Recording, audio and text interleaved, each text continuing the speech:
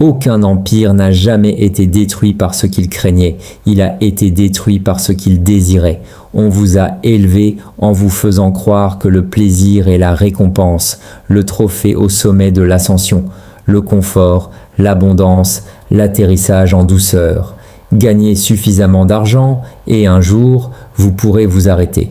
C'est pour cela que tout ce que vous faites est censé servir. C'est l'un des mensonges les plus coûteux qu'un homme puisse avaler. Les personnes qui comprennent réellement le pouvoir ont toujours su quelque chose de plus froid. On ne brise pas un homme fort en lui retirant ce qu'il possède. On le brise en lui donnant tout ce qu'il désire. On ne combat pas le lion. On le nourrit encore et encore jusqu'à ce qu'il oublie qu'il a été un lion. Il existe un nom pour ce qui arrive à un homme noyé dans ses plaisirs. À la fin, vous le reconnaîtrez, et il y a de fortes chances que vous soyez déjà en train de le vivre. L'hiver qui a vaincu Hannibal. Au printemps de l'an 215 avant Jésus-Christ, une armée quitta une ville et ne se souvenait plus comment inspirer la peur. 6 mois plus tôt, cette même armée avait accompli l'impossible. À la bataille de Cannae, Hannibal de Hannibal Barca avait encerclé et anéanti la plus grande force que Rome ait jamais rassemblée.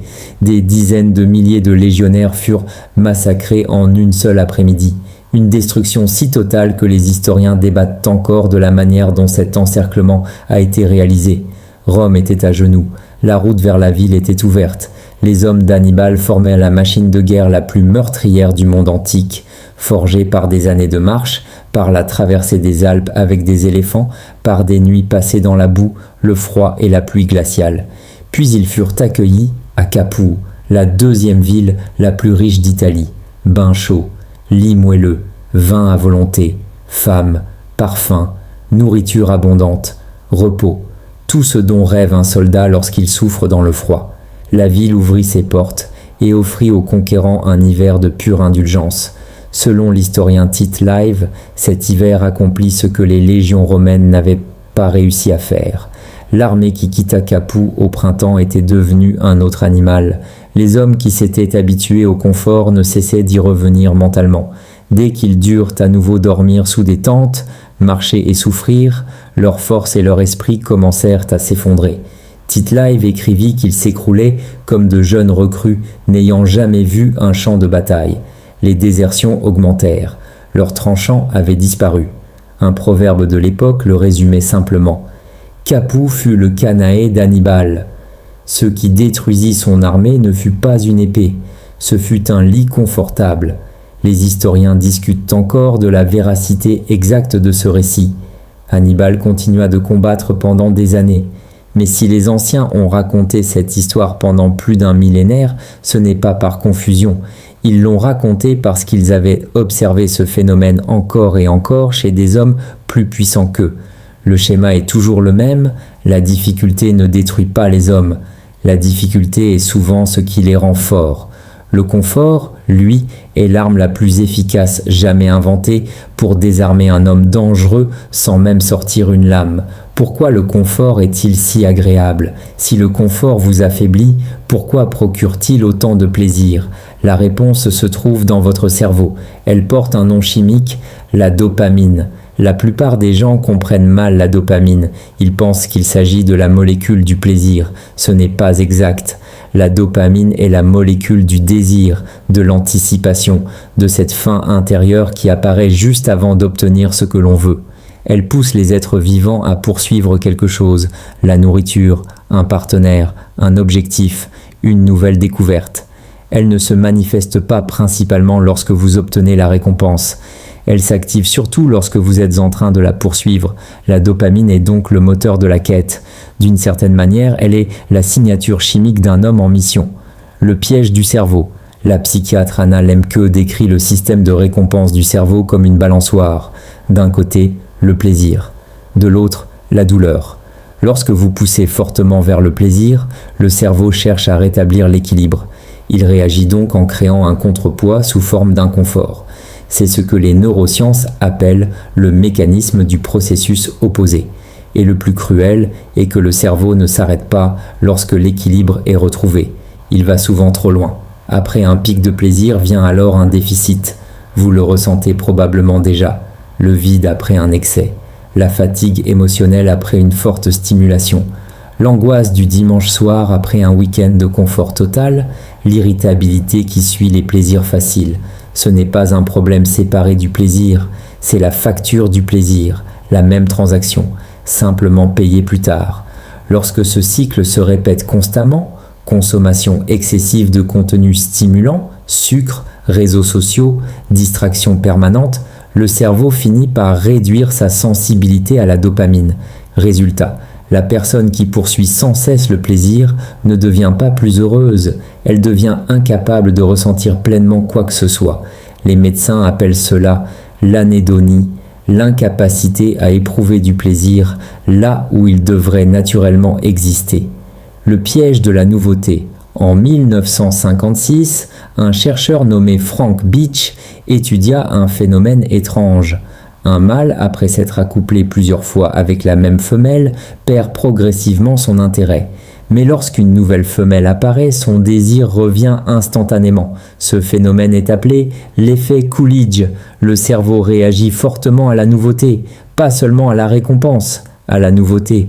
Pendant la majeure partie de l'histoire humaine, la nouveauté était rare et exigeait des efforts. Aujourd'hui, elle est disponible en permanence. Un défilement infini d'images, de visages, de contenus et de stimulations. Le cerveau s'habitue alors à rechercher toujours quelque chose de nouveau, et ce qui est réel finit par paraître fade. L'homme se retrouve alors dans une situation paradoxale. Une vraie relation lui semble moins excitante. Ses réussites lui paraissent ordinaires. Sa propre vie lui semble terne. Il pense que le problème vient du monde, alors que le problème vient souvent du système de désir qu'il a lui-même reprogrammé. Le plaisir comme arme silencieuse. Depuis l'Antiquité, certains dirigeants avaient compris une vérité. Lorsqu'un rival est dangereux, il n'est pas toujours nécessaire de le tuer. Il suffit parfois de le rendre confortable. Au lieu d'emprisonner un prince ambitieux, on lui offrait un palais, des banquets, des femmes, du vin, des loisirs. Petit à petit, la faim qui le rendait dangereux disparaissait. L'homme qui aurait levé une armée se retrouvait à choisir entre deux desserts. Il n'était plus une menace. Les empires savaient qu'une prison dorée est souvent plus efficace qu'une prison de fer, parce que le prisonnier finit par ne plus vouloir partir. Sénèque est le corps affaibli. Le philosophe stoïcien Sénèque observait les riches de Rome. Il remarqua une chose, plus vous protégez un homme des difficultés, plus il devient fragile. Un homme qui n'a jamais eu froid souffre d'un simple courant d'air. Un homme qui n'a jamais connu la faim panique lorsqu'un repas est retardé. Un homme qui organise sa vie pour éviter tout inconfort devient dépendant du confort. Et celui qui ne supporte pas l'inconfort est facilement contrôlable, parce que la menace de perdre son confort suffit à le faire céder. Nietzsche est le dernier homme. Le philosophe Friedrich Nietzsche imaginait une figure qu'il appelait le dernier homme. Un être humain qui a fait du confort la valeur suprême. Il est nourri, protégé, distrait, en sécurité. Il possède ses petits plaisirs quotidiens, mais il ne rêve plus, il ne crée plus, il ne cherche plus à se dépasser. Il cligne simplement des yeux, satisfait. Nietzsche considérait cette figure comme le pire destin possible pour une civilisation, parce que cet homme ne souffre même plus de son déclin. Il ne remarque même pas ce qu'il a perdu. Le garçon éternel de Jung. Le psychologue Carl Gustav Jung décrivait un autre archétype, le puer aeternius, le garçon éternel, un homme plein de potentiel, toujours sur le point de faire quelque chose de grand, toujours prêt à commencer demain, mais qui ne s'engage jamais complètement. Pourquoi ? Parce que s'engager signifie renoncer aux autres possibilités. Le confort permanent lui offre toujours une échappatoire. Dès que l'effort devient douloureux, il se tourne vers une distraction. La pression disparaît et il reste bloqué dans une vie provisoire. Conclusion. L'idée centrale est simple, le plaisir n'est pas forcément la récompense du pouvoir, très souvent il en est le prix.